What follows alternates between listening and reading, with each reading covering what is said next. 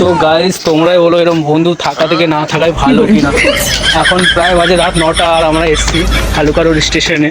এই যে দেখো রাত 9টায় এসছি একটা ফ্রেন্ডকে রাখতে, আর ওই ফ্রেন্ডটাকে বলছি একটা 5 টাকার চিপস খাওয়া অন্তত। ওর সারা সারা টাকাই থাকে না কখনো, ও হচ্ছে টাকা নেই, ওই যাচ্ছে কলকাতাতে। এই ফ্রেন্ডটা একটু মুখটা দাও।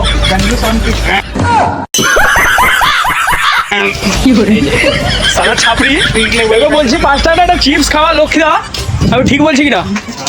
ওকে বলছি একটা 5 টাকার চিপস খাওয়া, ওই বলছে টাকা নেই। ওকে রাখতে এসছি বাইকে আমরা, প্রায় 9টা বাজে এখন দেখো অন্ধকার রাত্রি।